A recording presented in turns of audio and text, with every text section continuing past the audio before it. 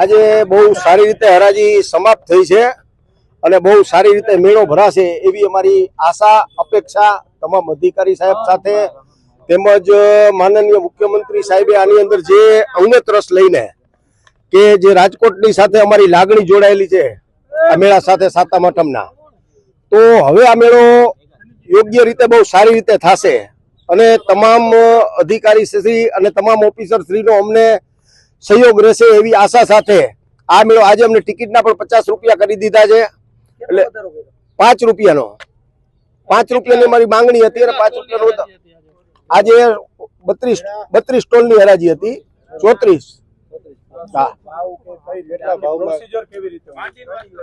માંડીના upset price એની ઉપર 5000 single રકમમાં બોલવાના હોય છે, એટલે સિંગલ રકમની ઉપર બોલી અને આજે હરાજી બહુ સારી રીતે થઈ છે.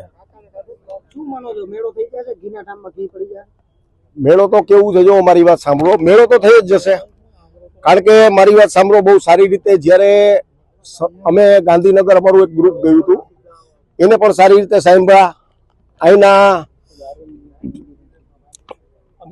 અધિકારી શ્રીને મળ્યા હતા એમણે પણ સારી રીતે સાંભળ્યા અને સારી રીતે જ્યારે પોઝિટિવ રિપોર્ટ આવ્યા એ પછી આ હરાજી કરેલી છે અને આ મેળો બહુ સારી રીતે થશે.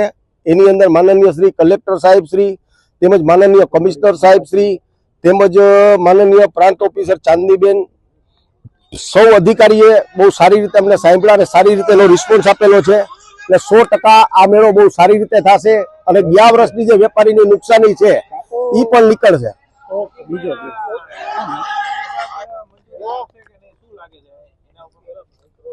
ના આરએનબી વિભાગ તો કેવું છે, પ્રોસેસ એની જે હશે એ કરાવી અને મંજૂરી આપશે. એ જે અમને છૂટ મળેલી છે, કઈ રીતે છૂટ મળી છે? જે ઔપચારિક જે છૂટ આવી છે લેખિતમાં માંગે છે આરએનબી. લેખિતમાં આરએનબી હું તો મળવા આરએનબી ને ગયો નથી, એટલે હું કઈ રીતે કહી શકું કે લેખિતમાં માંગે છે?